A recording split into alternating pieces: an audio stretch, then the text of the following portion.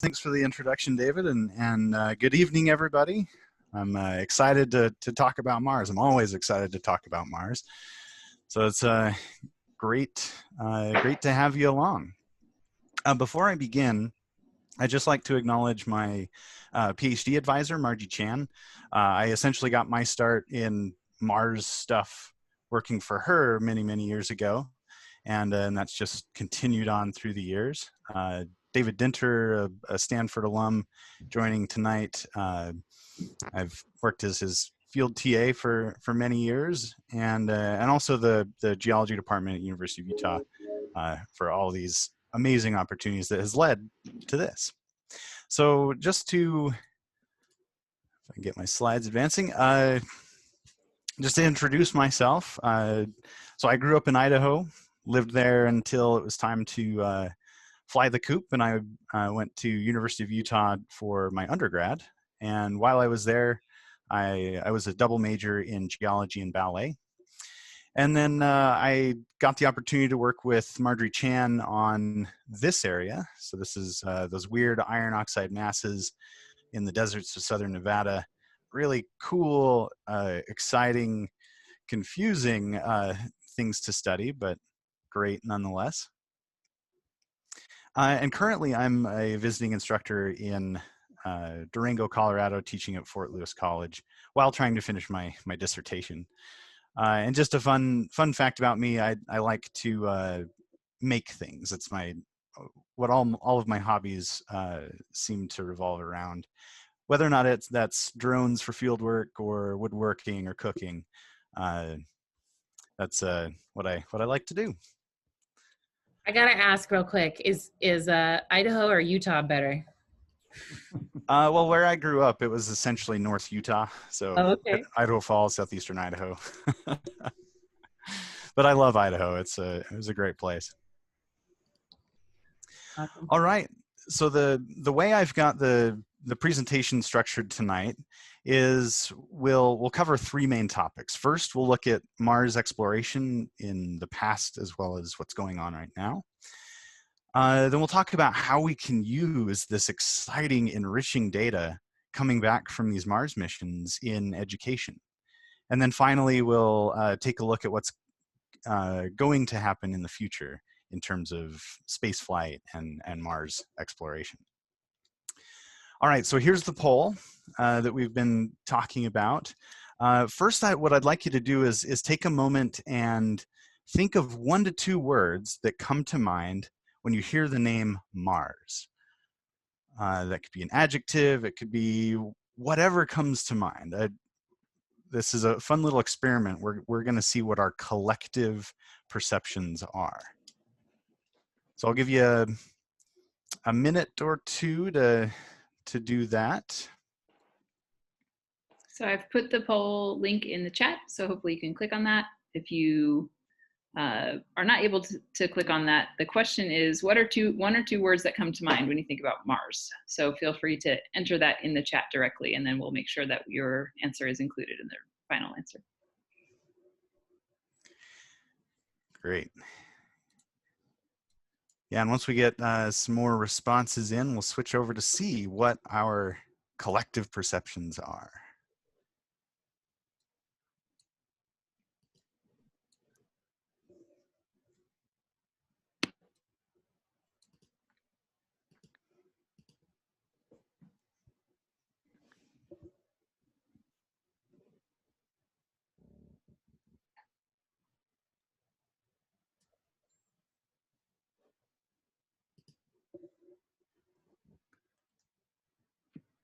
All right. Jeopardy music. What do we got? Cool. Well, responses are starting to roll in, so let's go ahead and take a look.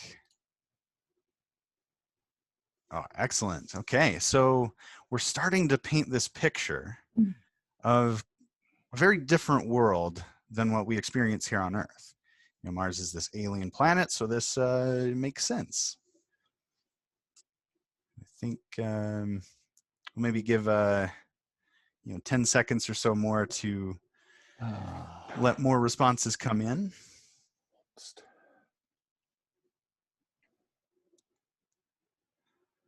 But overall, what we're seeing is our collective perception of Mars is that of a cold, dry, rocky, isolated, far away, sort of alien world.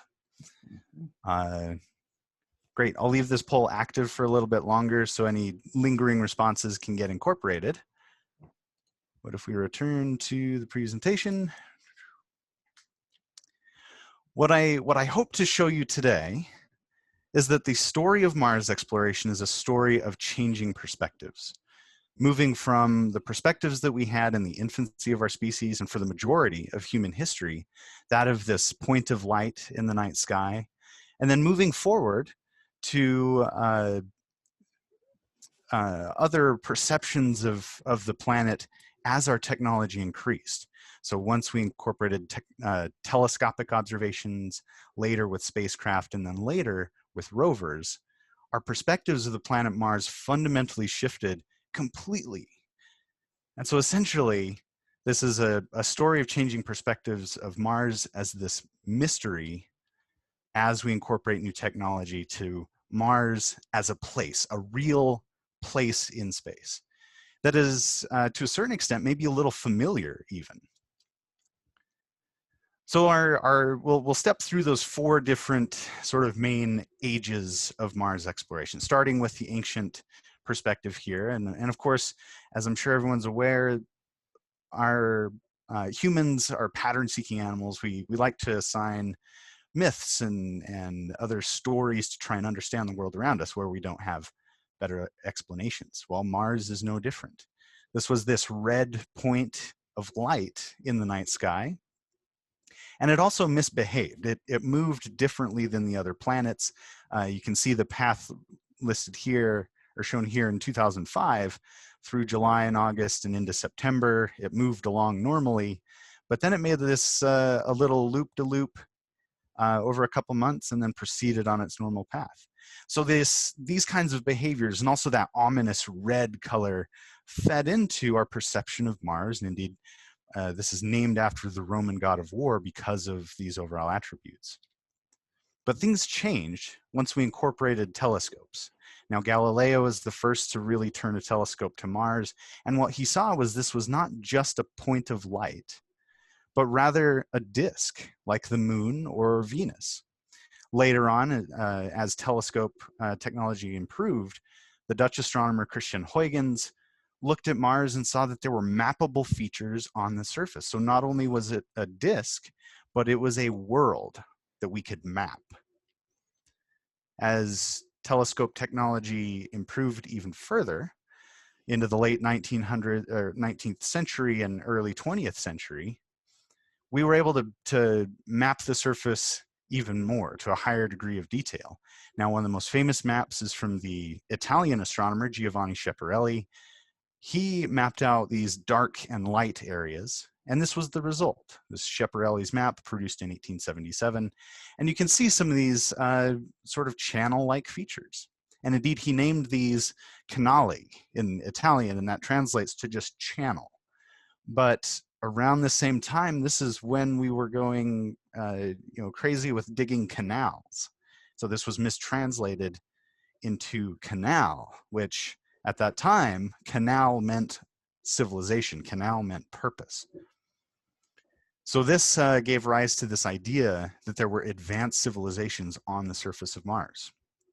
Now, this really caught hold with an American astronomer, Percival Lowell, built a observatory in Arizona, and this was the map he produced, showing these canals probably likely taking water from the cold polar regions to the dry equatorial regions to support these civilizations.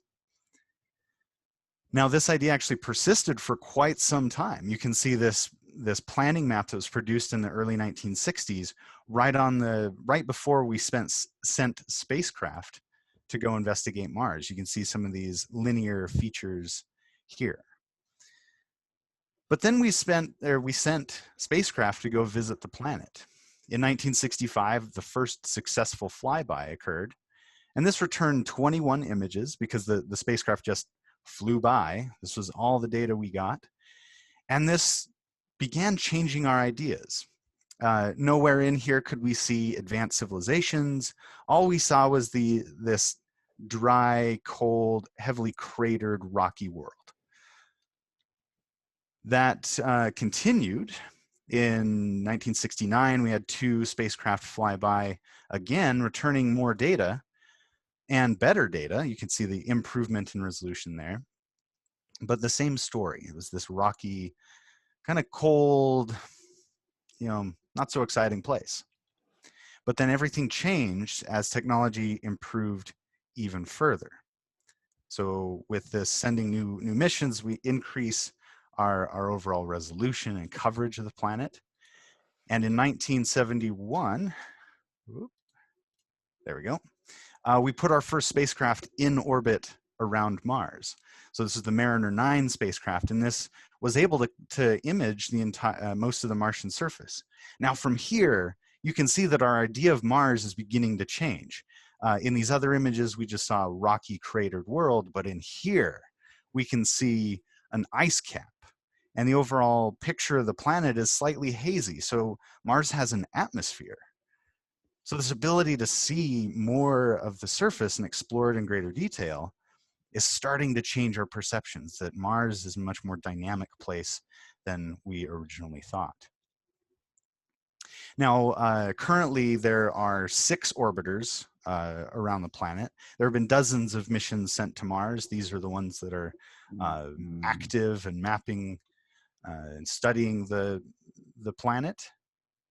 They've been there for quite a while. NASA's Odyssey spacecraft has been there for almost 20 years. Fantastic data returned from these spacecraft. And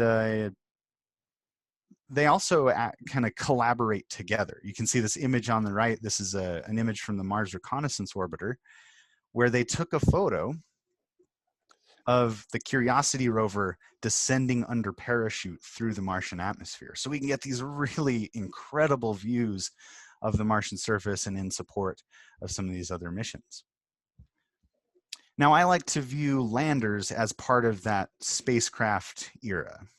These are missions that can land at a point on the surface and give us some really fine detail, but they're limited by that, stationary aspect. The only active lander at the moment is the InSight mission. Really incredible mission at Elysium Planitia, a place on Mars. And this mission is a geophysical package to study the interior of the planet. So this includes a heat probe, you can see here, and a seismometer to measure Mars quakes. Now, since InSight has been sitting on the surface and collecting this data for almost 2 years now, it's actually measured hundreds of Mars quakes, including those coming from active faults. So this shows us that Mars, not only with an active atmosphere and ice caps and some of these climate processes, this shows us that Mars is geologically active. Now, the InSight also has a weather station. This is a series of images strung together to show you clouds rolling over Elysium Planitia. And here's yesterday's weather from Mars. Pretty cold, high of 17 degrees and a low of minus 143. And it's pretty strong winds. They were stronger on Tuesday, but pretty strong. Well, these landers are great, but they're fixed in that point. So that's why I lumped them with the orbiting space or the spacecraft age. But once we put wheels on these things and we get this ability to make these fine scale observations, but in a spatial framework, this fundamentally changes our understanding of the planet and enriches the story greatly. So our first rover landed in 1997 as part of the joint Pathfinder and Sojourner program. Pathfinder was a lander, and it carried along with it this little shoebox-sized rover, the Sojourner. Now, this was somewhat limited in the distance it could travel away from Pathfinder, but it still started giving us this idea of being able to incorporate this spatial variability. In 2004, rover exploration was fundamentally changed. Like the Mars Exploration Rover program, which consisted of 2 twin rovers, Spirit and Opportunity. That would be these little guys right there. Now these missions are incredibly successful. Their original designed mission timeline was only 90 sols. So a sol is a day on Mars, which is only slightly longer than a day on Earth by about 40 minutes or so. So originally, Spirit and Opportunity were designed to last only 90 days-ish on the surface. Well, Spirit ended up lasting for 6 years, and it was able to give us really incredible data, but in a spatial framework. We were able to rove for almost 5 miles with that rover. Opportunity lasted even longer, till 2018, so 14 years on the surface.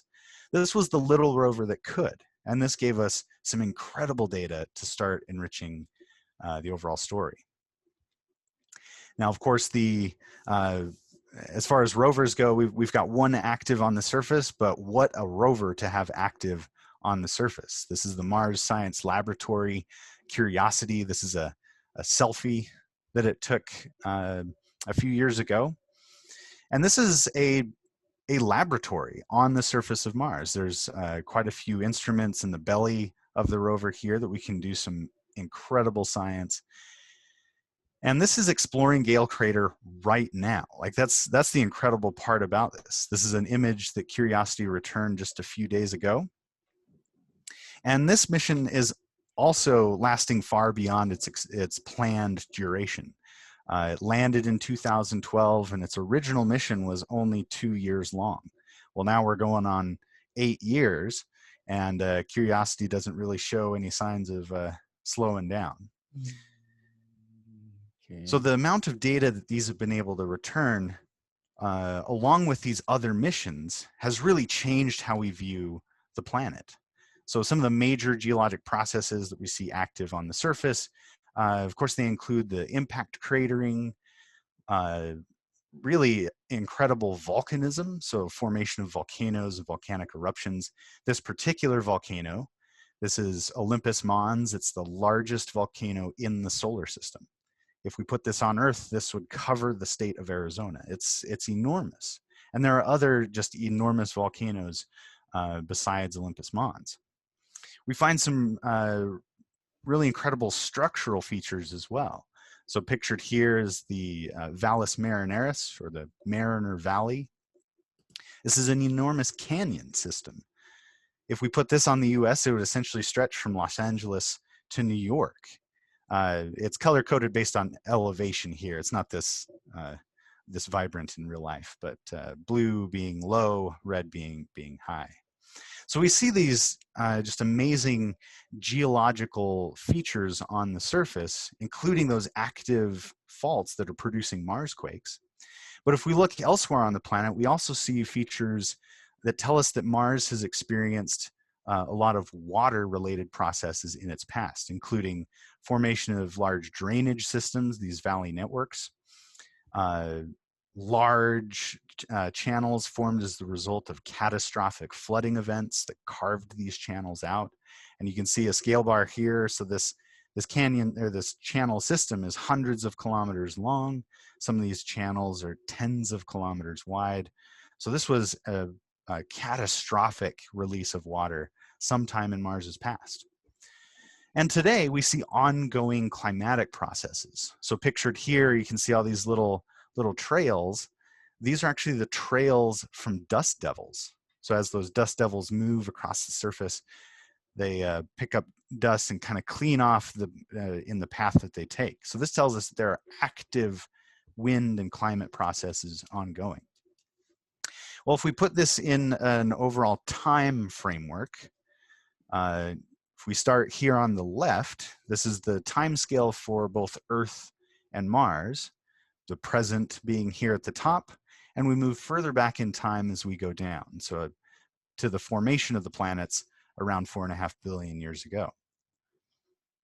Now, if we look at the different processes that have been active on Mars through time, And if we look at when they were active, this is the picture that we can form. Those valley networks and particular clay minerals that are the result of weathering in the presence of liquid water, river channels, deltas, possibility of an ocean in the northern hemisphere. Those are all restricted to this early time period during the Noachian. And that tells us that Mars early on in its history was much warmer and wetter than it is today.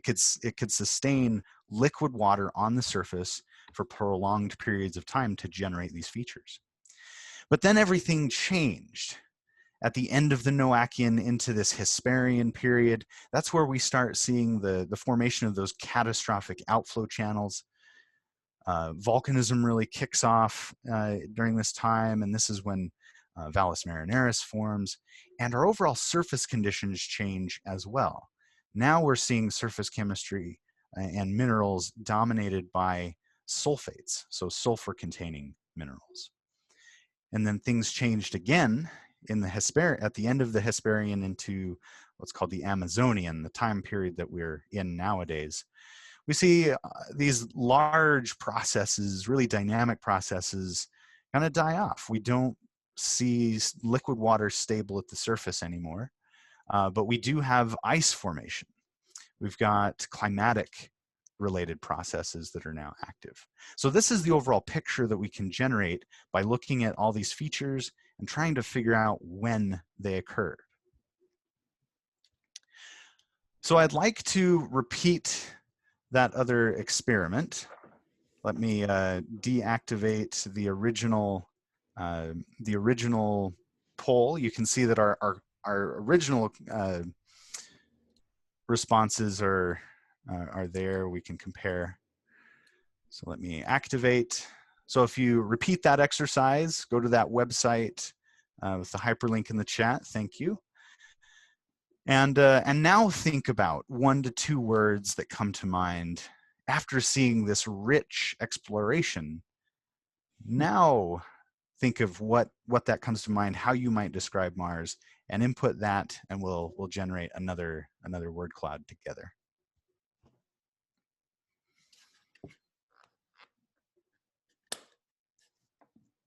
And we'll give it a minute or so to let responses roll in.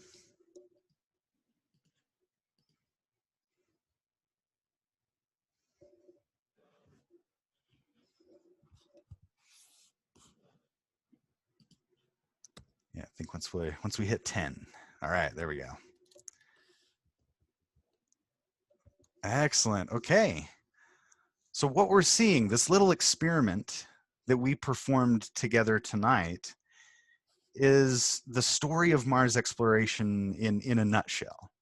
That as we discover more, as we explore more, we change this overall picture from Mars being this dry, cold, isolated kind of world to one that is interesting and active and dynamic and wet. I love doing this little experiment because it shows that change.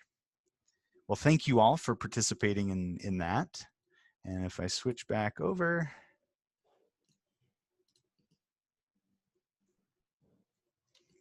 So I actually gave a version of this lecture last week with my students, and we did the same activity. And so I've provided their perceptions before, similar to what we produced tonight, that they considered Mars to be this rocky, barren, dry kind of landscape.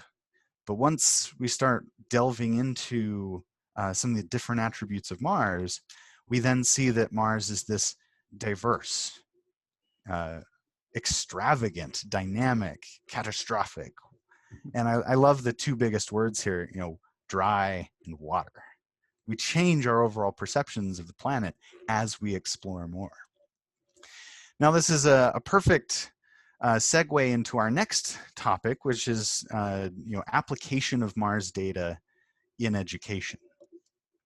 And I picked this background image specifically for the point I want to make, that Mars data is incredibly exciting. What you're seeing in this image is a landslide on Mars caught in the act. So this is a cloud of dust following a landslide falling off of this cliff face here as things started warming up in the northern hemisphere. You can see frost on the surface. And this single image here shows just how exciting and just really cool Mars data can be.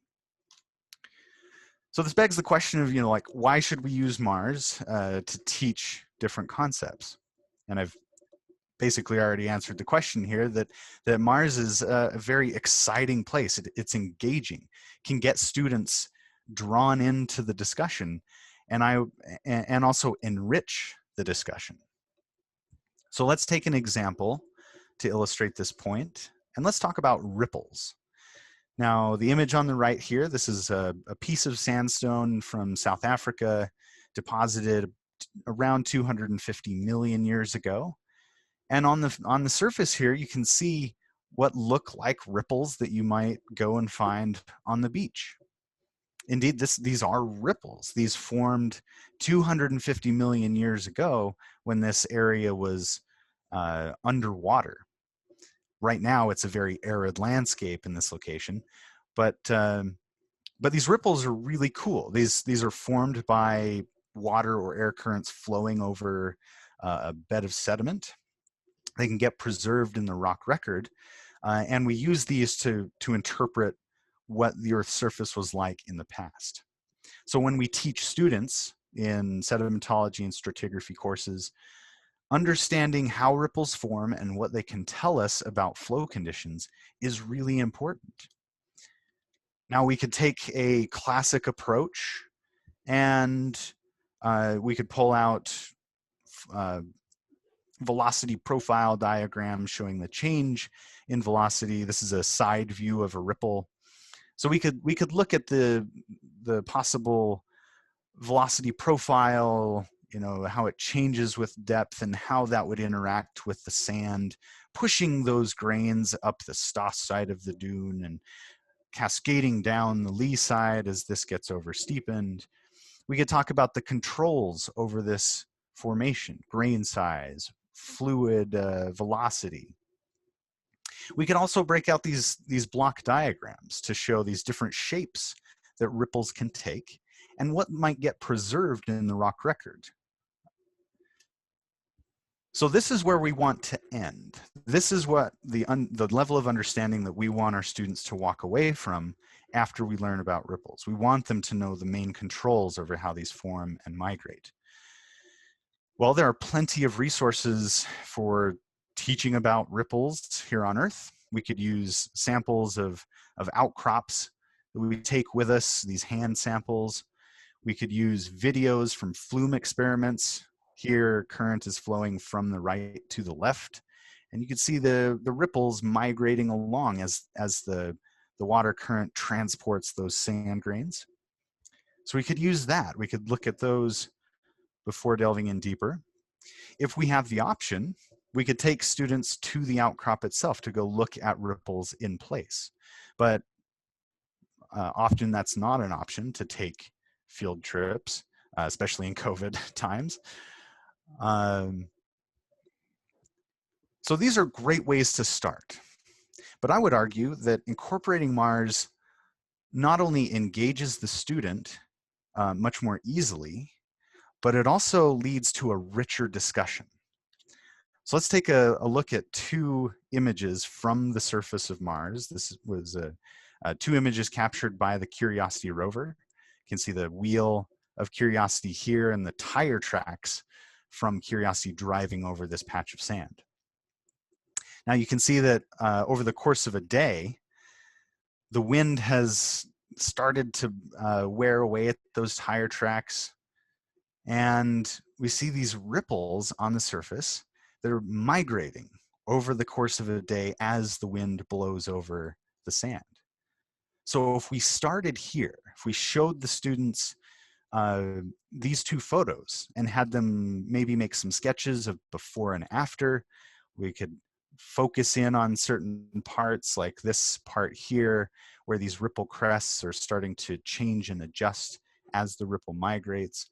We could look at the different directions that ripples are forming. We've got an overall main direction. The air current in this case would be flowing from lower left to upper right. But we've got this main direction here, but then we have little pockets, maybe little eddies forming. We can see there's a main direction kind of peeling off to the right. We've got another set of ripples here showing some variability. So we could use this to get the students excited about talking about ripples. And as I said, and as I proposed, this could lead us to a more enriching discussion and understanding of these processes. Because if we stayed using the Earth examples, we could get to that understanding of fluid flow conditions and velocities and all this great stuff, and that's where we want to get. But if we start here, then students might be thinking, well, hang on, if we have ripples forming on Mars where the gravity is less than on Earth, does that impact ripple formation? Or you know, Mars's atmosphere is much thinner than Earth's atmosphere. Does that play a role? And it's also more rich in carbon dioxide. Does that play a role? So we could start using, or we could use these materials to not only get the student engaged, but to a deeper level of understanding and exploration of these topics. All right, so as an example of some application of this, we used Mars this past summer for Utah's field camp. Now our traditional program is, this is a capstone course for undergraduate students, and we spend 10 days roughly in 2 different field sites, hiking and studying the rocks that are there. You can see students from 2016 and our Professor Dinter, who's been leading field camp for the last 22 years now. And the students' overall goal is to interpret the geological history of this area, get them thinking like geologists, interpreting and visualizing these structures. Well, unfortunately, COVID kind of forced us to rethink some things. This is a close quarters activity, as you can see. And so doing this during COVID, not an option. So the task then became, how do we still deliver a quality, fun and enriching experience and meet desired learning outcomes for these programs without actually being there? How do we teach field geology but without the field? Well, we broke up the field camp into 2 different parts this summer. For the first couple weeks, the students spent time on a geochemistry and water quality project using Ecuador field data. But then the second half, we took them to Mars. We took them to Jezero Crater, which is a portion of Jezero is pictured here. You can see the rim of the crater. You can see a channel form, part of those valley networks. So very old evidence for water. But there's also lake deposits in this crater. There's a delta in this crater, similar to that of the Mississippi River Delta in Louisiana. Now, you can see sort of the main point or main organization of this project, and what the students worked. They produced the geologic map and some derivative products to interpret the geological history of Jezero, but also apply to suggesting maybe some exploration targets for the Perseverance rover, which will land here in just 3 months from yesterday. Now, teaching virtually it's more difficult to get a sense of place for that field site. When we're out mapping in the field, we can just stand in the place, and so visualizing structures and employing spatial and geological reasoning is much simpler. But we can use some of these other data products, like this oblique view of Jezero Crater. You can see the crater wall there. This is that delta that we were just looking at.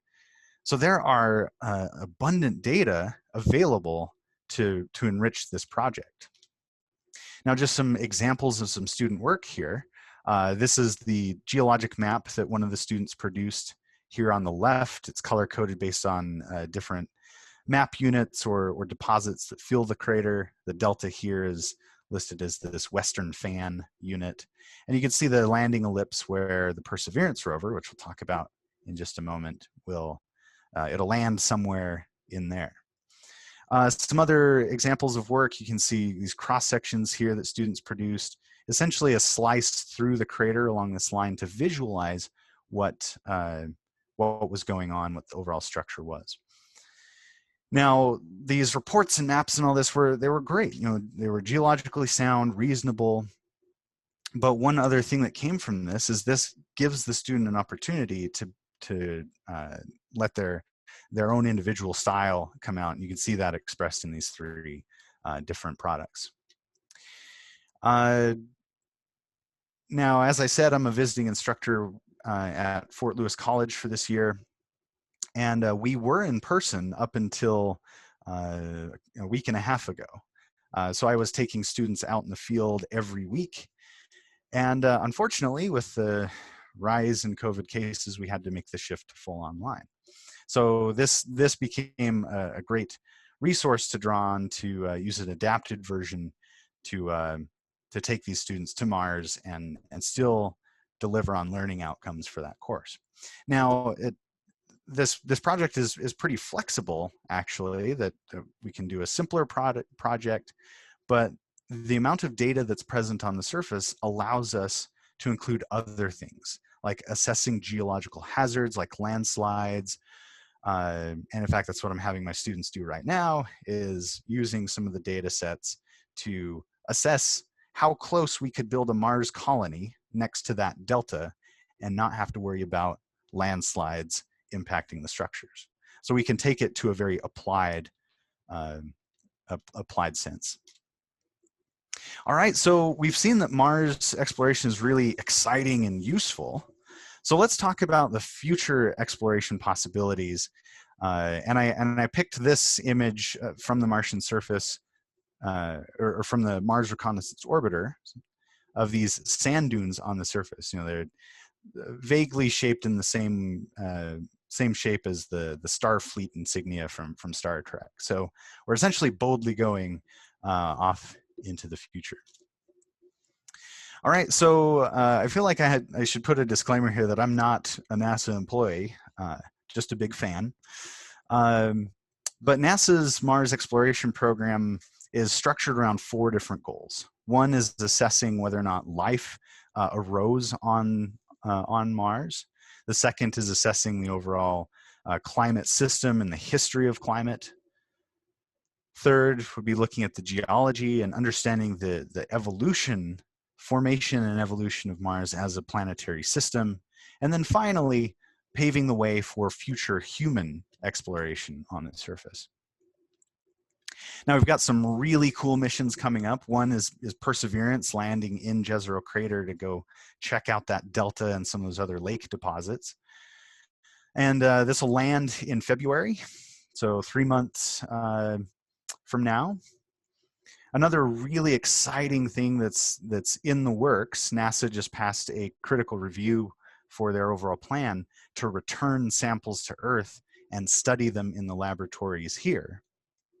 This is sort of the holy grail of Mars exploration, is getting our hands on pristine material to be able to study.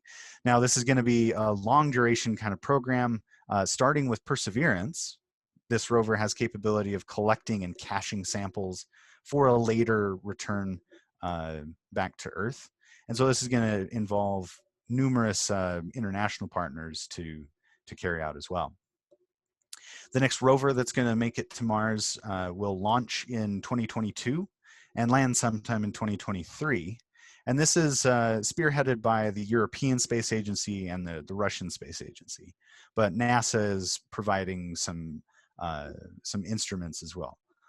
Pretty much all of these missions represent some significant international cooperation to fulfill those exploration goals. So this is essentially a view of what Perseverance looks like right now. We're looking at the belly of the spacecraft assembled into its aeroshell for transit to Mars. This photo was taken back in May. But this is essentially what we're looking at, what Perseverance looks like. This mission is searching for biosignatures or possible indicators of life on the Martian surface. It's carrying a whole suite of some amazing instruments, and it'll land here pretty soon. Now, a really exciting aspect of this mission is it's carrying a little drone with it. So this Mars helicopter, or nicknamed Ingenuity. In fact, you can see it. That's what this black package here is strapped to the belly of Perseverance. That's Ingenuity. So we're sending a drone to Mars. Now, we've got some really exciting drone missions planned. Of course, Ingenuity has already launched and will land in a few months. But there's a much larger drone planned, also nuclear powered, like Curiosity. So this is essentially a Curiosity-sized drone that we're going to launch to the moon Titan, one of Saturn's moons. Now, this project has been approved and starting development. So this will launch in 2026 and will land, I believe, 2034. It takes a while to get out to the Saturn system. But we'll start to be able to explore Titan with a drone in a little over a decade. There are other concepts for drone exploration, including gliders and hot air balloons and all these, some really cool stuff for exploring planets that have atmospheres.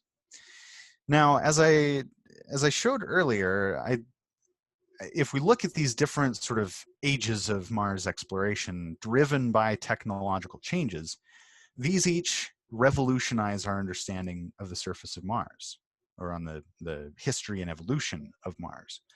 Well, if we start integrating drone missions, will this then be our next era in planetary exploration, incorporating these drones? Because then we could get those fine-grained or fine-scale observations, maybe to medium scale, but we'll be able to make them on much larger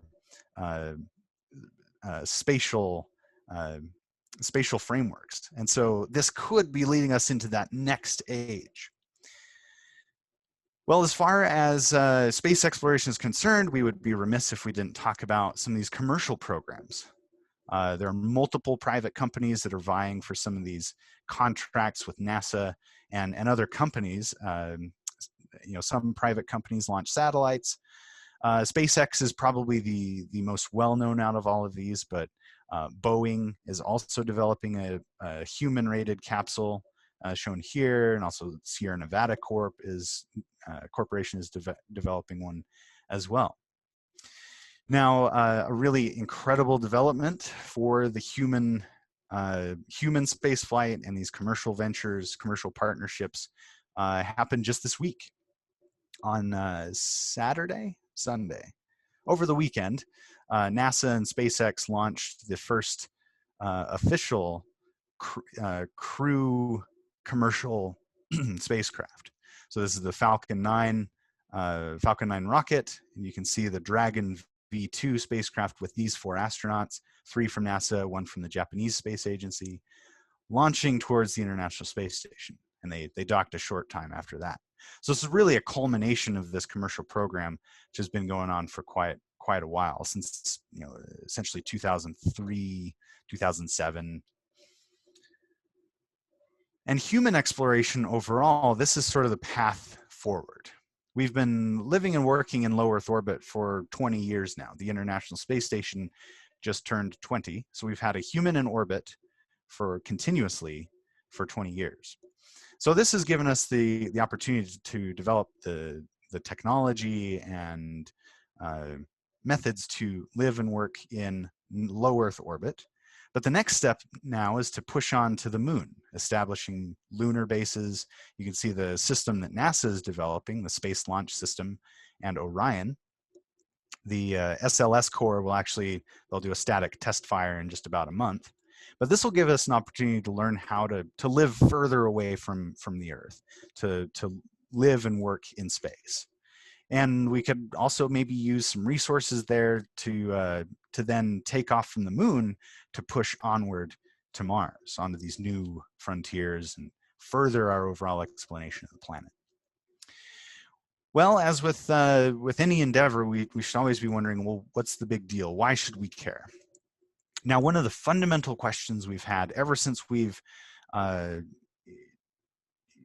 of regarded Mars as a place rather than just a point of light in the night sky is whether or not life developed on Mars.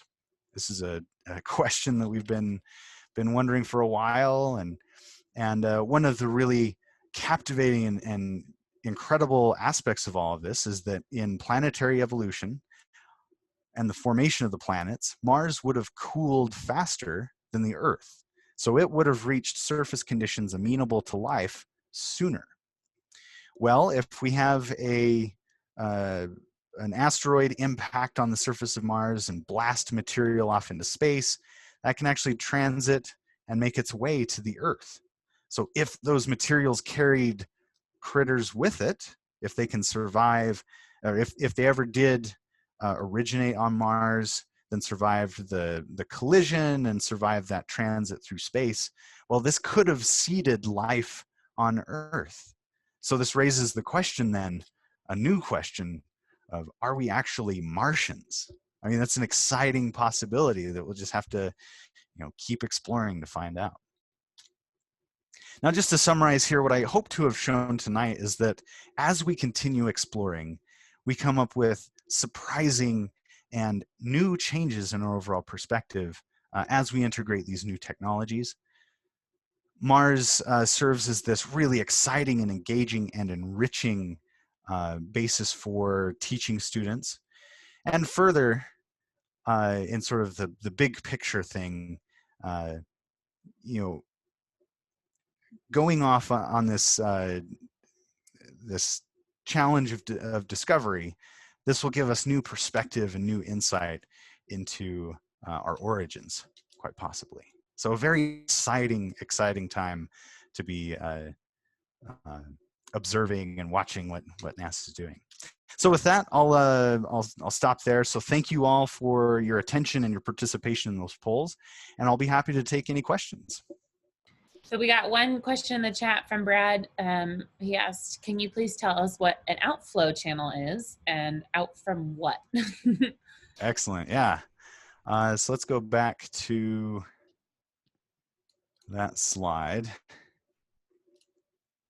So these features here are these, they're just really large channels. You can see a scale bar down for comparison. So these are channel forms that are tens of kilometers wide, hundreds of kilometers long. And these represent the catastrophic release of groundwater, most likely. So these were catastrophic floods. And actually, let me switch to another perspective of Mars. So this is a global view of the surface of Mars, color-coded based on elevation. So blues are very low, whites and reds are high terrains. So this is generated by a laser altimeter. And that outflow channel that we were looking at, this KCI Vallis, that's located here. And so you can see that if we trace back some of these huge channels back towards the source, they end pretty abruptly. So this is likely formed from catastrophic release of groundwater that started, sort of released in a very short time period, forming these flood features and starting to erode backwards as well in a process called groundwater sapping. There's another major outflow channel system here, starting at the very tail end of Valles Marineris, that large canyon system. Awesome. I know Ellen has a couple questions, but I have one more question off of that. Like, what you've said, catastrophic water events a couple of times now. Can you explain that further? Like, what causes these events, and why are they considered catastrophic? The short time scale and the spatial scale as well. So in order to carve features this large, that certainly takes the release of a large amount of water in pretty short timing. So is that, I know you had a second part of the question, so I don't know if I hit it. But. Yeah, so what causes these catastrophic events? So it's likely that it's related to this just sudden release of groundwater. As to what's triggering that, that's as far as I know, that's largely still a mystery. It could be related to the buildup of these big volcanoes.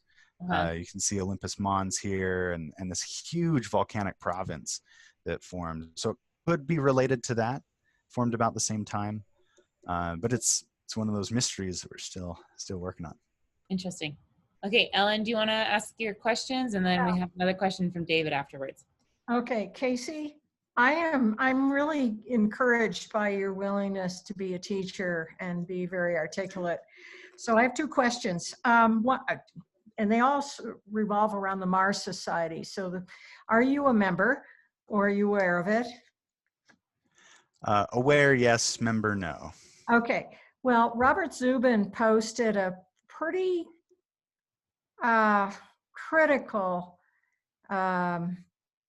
article on the latest manifesto, and that's the word they used, I wouldn't have used it, from NASA on human exploration of Mars. And it would be useful for your students to discuss something like this, because it has to do with the issue of humans exploiting a new place. And I don't want to go into it in depth, but if you want links, I can send you links.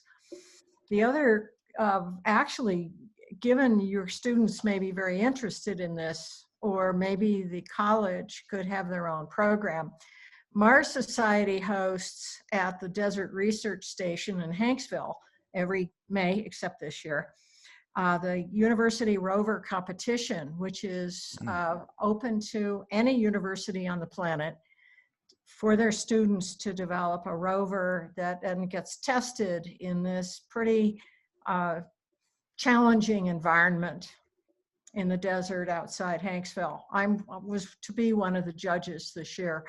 But the thing is, the whole idea of it is that it very much engages a lot of creativity about how to develop a Mars rover. And again, I'd be happy to send you info, because perhaps Fort Lewis College could put a team together. Oh yeah, I'm sure the engineering students and even some of the geology students would love to get involved with that. Yeah, it's very tightly constrained, by the way. This is not a NASA budget. This is a college student budget. $18,000 is the max you're allowed for your direct costs. Very cool. I'm all about the low cost solution. As to your first comment, we have to really start wondering about sort of the ethics of space exploration, whether or not this is just a new version of sort of colonialism, but also something that's called planetary protection. We want to make sure that we're not, well, we're looking for signs of life on Mars. So one, we want to make sure that we don't contaminate Mars with our own life just for that reason, but also just the ethical aspect of we want to make sure we're not contaminating Mars. And this is underscored by a very new paper that has come out using radar data and looking underneath the ice caps on the southern pole. We find evidence for subglacial lakes, so liquid water present on the surface right now, or well, it's underneath the glacier, so it's not at the surface. But if we brought bugs with us, that could potentially contaminate these places. So as we learn more about these areas that might support life, that guides our overall sort of planetary protection protocols, making sure that we're hopefully at least not contaminating it just for the sake of our experiments. But yeah, thank you for the comment. I'd be really interested in the info on that rover challenge. Guys, organizing this could connect us by email, then I'll go forward. Great. All right, we have 2 questions and then probably one more question after that. So if you want to get one more question in, just go ahead and message me and we'll line it up. So David, you're up next. You had a question about something about the moon and Titan. No, I don't think I wrote what I was very mysterious about what my question was going to be. So, Casey, you know me. I'm curious about the causes of the massive flood events and Mars-Earth analogs. Here on Earth, the most massive flood events have been caused by the recession of glaciers and or changes in sea level driven by Milankovitch events. Mars has presumably been subject to those as well for 4.5 billion years. And I have a second question, which is, maybe you should write this down. What would be the smoking guns in evidence for former life on Mars? Ooh, yeah, great questions. So as for the source of the outflow channels,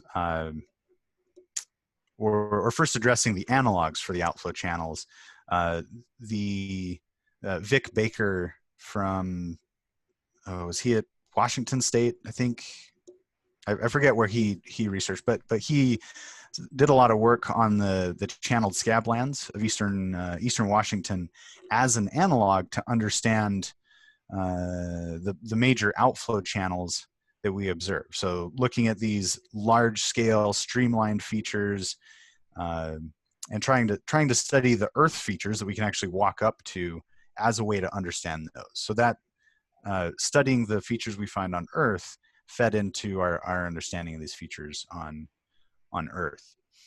Now, as far as Milankovitch cycles forming these, short answer, I don't know. These might be related to just the overall volcanism formation of the Tharsis Plateau, but I could be wrong. So I'm not entirely sure there. And then smoking gun evidence for life. That's a very good question, because in this search for life on Mars, we can look for what are called biosignatures. That can either be chemical signatures, like the production of methane is a common signature that accompanies, that is the result of bacterial metabolisms.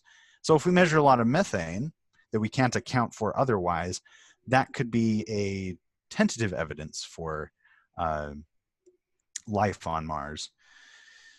But then we can start employing other sort of biosignatures in terms of what are called morphological biosignatures. Some forms of life will form minerals of specific shapes just through their metabolic processes. So if we can find morphological biosignatures that are you know, maybe at least similar to the ones we find on Earth, that could strengthen the argument. Smoking gun would be if, you know, we land on Mars and a Martian walks up to us and shakes our hand. But even evidence. Let me switch back over to this last slide. So what you're looking at is a microscopic view of something from a Martian meteorite. Now this is the subject of a hot debate. It looks like a bacterium. So this is something that was discovered back in, oh gosh, 2001, I think. It's the Allen Hills meteorite, famous, but we still go back and forth. So we've got something that looks like a bacterium, but jury's still out. So just adding more evidence, getting our hands on pristine material would help answer that question. All right, great question so far. Well, let's just do one more since we're at 8 o'clock already. Erin had a question. Can we use Mars to compare what our human-caused changes on Earth and what a normal change would have been? Very good question. So I'm not sure about Mars, but when we're talking about, you know, global climate change and greenhouse effect in particular, we can essentially consider Mars as what could happen, or a planet that doesn't have enough greenhouse effect. So it's very cold, the atmosphere is very thin. That overall change was probably spurred by just cooling of the interior of the planet. Nothing we can do about there. Once the interior cools, the magnetic field will essentially shut down, and the atmosphere can get stripped of a lot of the gases and water in the atmosphere. So that's probably how Mars lost its water. But if we shift over to our other neighbor, to Venus, that's something that we can look at as what could happen if we have too much global warming. Very thick atmosphere, lots of carbon dioxide and lots of water in that atmosphere, that now the surface temperatures on Venus are 900 degrees Fahrenheit. So that can serve as an example of what could happen if things get pushed out of whack way too far. But in terms of, global climate change is driven by CO2 emissions, I think we'd have to look at it a little more to make that comparison. Yeah, hopefully that answered your question. Great. Well, thank you, Casey, for joining us tonight and for sharing about Mars, which I knew literally zero about. I don't know if I'm the only one, but this has been great. And thank you everyone else for joining. And I think a few people joined at around 7:30. So I hope that you didn't have the time zone wrong, but really appreciate it. Yep, we got Brad clapping. Oh, yes, thank you. Thank you. Great. Thanks for joining, everybody. And we're going to be doing virtual events throughout this year. So stay tuned, keep your eye on your email. And if you have suggestions for topics or ideas, or if you yourself have something interesting and you would be interested in being a speaker, let us know. You have our emails, which is hopefully how you all heard about this. And enjoy the rest of your night. And thank you again, Casey. Yeah, thank you all. Thank you.